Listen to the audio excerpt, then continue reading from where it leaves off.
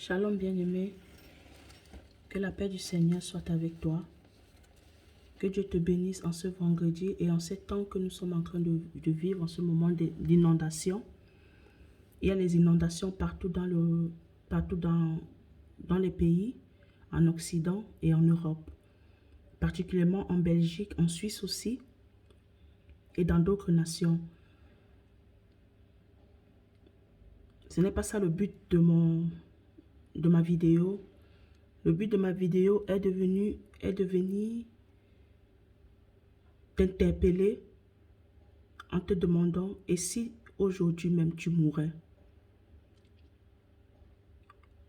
Et si aujourd'hui tu mourais? Et si tu ne voyais pas midi? Et si aujourd'hui tu ne voyais pas 10 heures? Ou bien ici, aujourd'hui tu sortais de chez toi, tu as un accident, il y a quelque chose qui t'arrive et tu n'es plus. Bien-aimé, quelle espérance as-tu? Où est-ce que tu vas passer ton éternité? Plusieurs pensent que quand on parle qu'il y a une vie après la mort, c'est un slogan, c'est une arnaque, c'est un complot, ce sont des trucs sectaires. Mais si aujourd'hui tu n'es plus, quelle est ton espérance? Où vas-tu passer ton éternité? Avec Jésus-Christ de Nazareth ou en enfer? Dans les temps de feu, dans les temps ardents de feu. Où passeras-tu ton éternité? La mort ne prévient pas, mais elle s'impose à nous. La mort est comme un voleur. Il vient sans prévenir. Il ravage. Elle ravage. Et elle s'en va. Et ça sera comme ça, ainsi de suite. La parole de Dieu nous dit, il est réservé à un homme de mourir une fois, après quoi vient le jugement.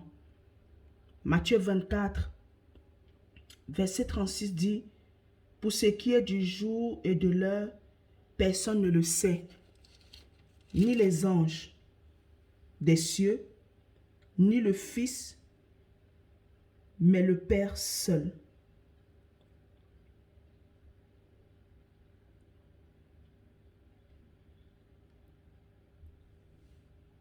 Même Jésus-Christ, en tant que Fils de Dieu, en tant que la nature de Fils, ne sait pas quand est-ce que ça sera la fin. Toi non plus, tu ne sais pas quand ça sera ta fin. La mort nous surprend. À part ceux qui ont les cancers, qu'on va prévenir que oui, dans 3 mois et tout, mais c'est rare que les médecins soient précis. Quand est-ce que ta mort peut arriver? Tu peux être en bonne santé et tu te couches, tu ne te réveilles plus. Tu peux aller te doucher, tu tombes, tu cognes ta tête et tu ne te réveilles plus. Bien-aimé, je crois que le temps est venu que chacun de nous devons nous remettre en question. Nous devons nous poser des bonnes questions. Nous devons nous mettre en ordre avec Dieu, avec nous-mêmes et avec les autres. C'est très important. C'est très important, bien-aimé, parce que la fin de toute chose est proche. Vous voyez tout ce qui arrive dans le monde, la Covid, les inondations, les catastrophes naturelles que nous vivons en ce moment. Ce n'est que le début. C'est la colère de Dieu. Jésus lui-même, il a dit, il faut que ces choses arrivent.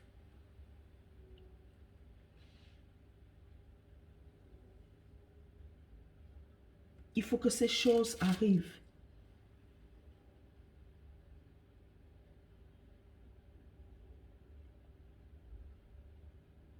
Jésus lui-même, il a prévenu qu'il faut que ces choses arrivent. Il a dit, vous entendrez des guerres. Vous entendrez parler de guerre et de bruit de guerre. Gardez-vous d'être troublés. Car il faut que ces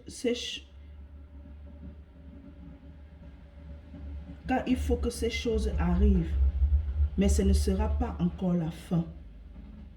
Une nation se lèvera contre une nation et un royaume contre un royaume. Et il y aura en divers lieux de famine et de tremblements de terre.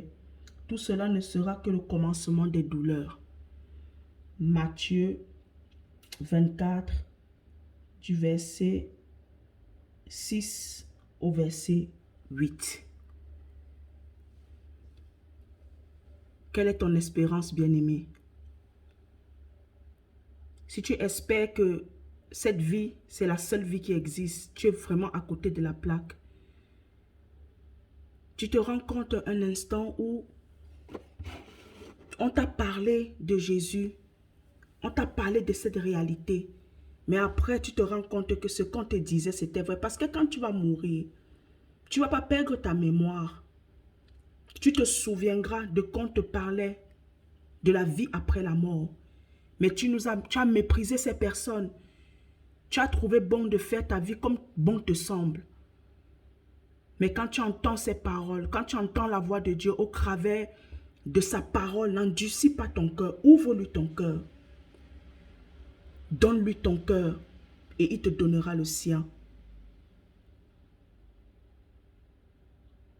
La mort ne prévient pas. Même la fin du monde, quand Jésus reviendra, l'avènement de Jésus-Christ, personne ne sait ni le jour ni l'heure. Il ne préviendra pas. C'est seulement au son de la trompette d'un archange.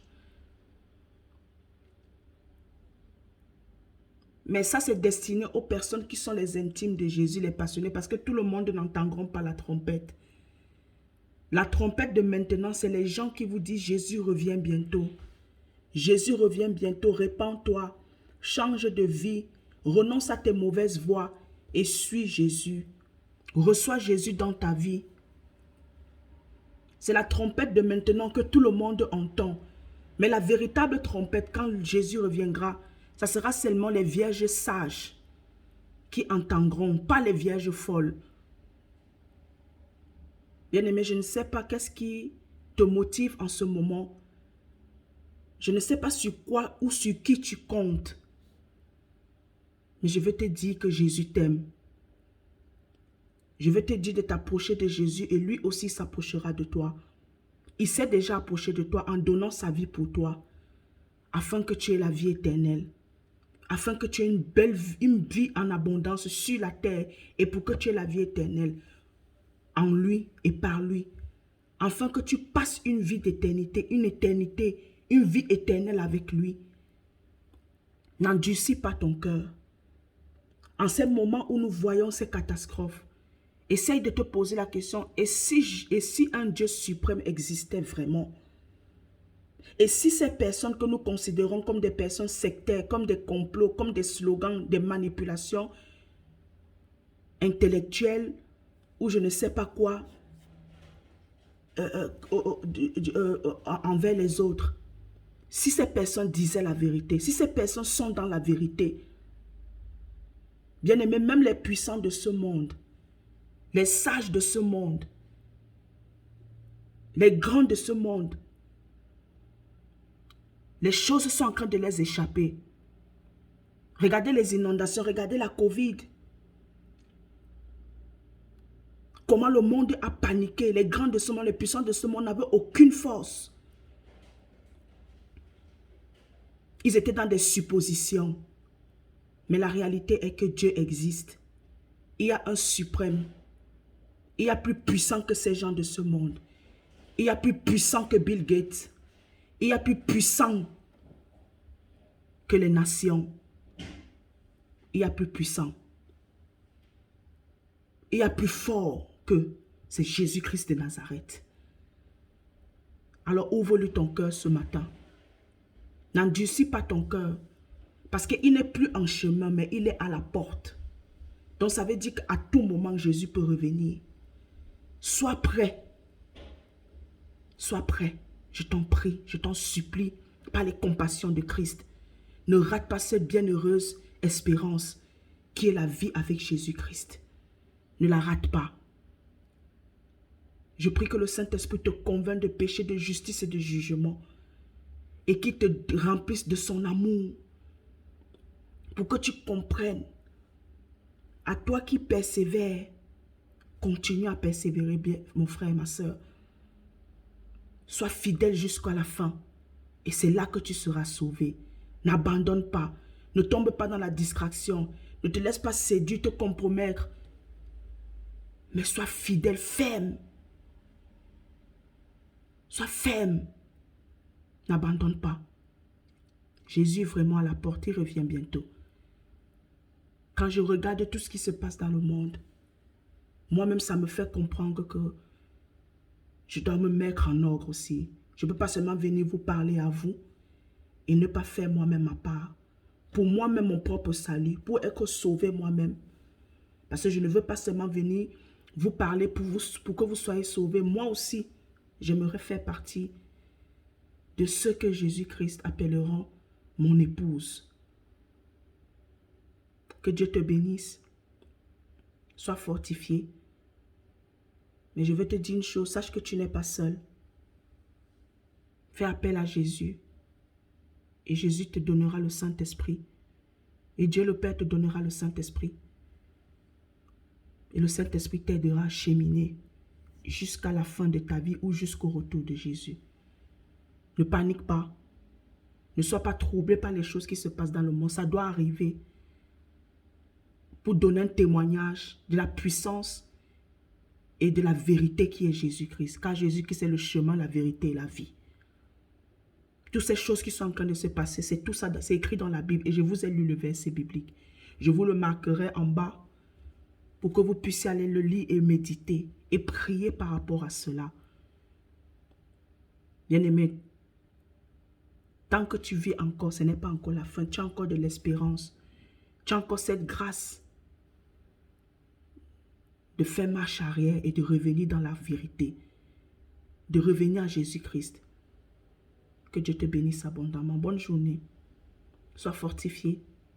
N'abandonne pas. Continue à courir. Que personne ne t'arrête. Continue ta marche, ta course. Si tu marchais, cours maintenant. Si tu courais, vole. Vole maintenant. Si tu craignais tes pas, commence à vite marcher. Parce que la fin est proche. N'écoute pas ce que les informations vont te donner sur les réseaux sociaux ou bien à la télévision. Ce sont des ignorants. Ils ne connaissent pas la vérité. Ils sont aveuglés. La vérité, c'est la parole de Dieu. Je ne te dis pas que je suis en train de te dire la vérité. Je te dis ce que moi je sais. Je te dis ce que en quoi je crois. Et je te dis la vérité qui est écrite dans la parole. À toi de croire ou de ne pas croire. Mais sache que je t'aurais prévenu. Parce que c'est mon rôle en tant qu'ambassadrice du royaume, en tant que disciple de Jésus, de te prévenir. Mais tu ne diras pas que tu n'as pas été prévenu. Tu n'auras aucune excuse devant Dieu. Parce que tout a été mis devant toi. Mais c'est toi qui as fait le mauvais choix. Alors je t'invite à choisir la bonne part. Cette part qui ne te sera jamais ôtée. Que Dieu te bénisse abondamment. Bonne journée dans la paix de Jésus.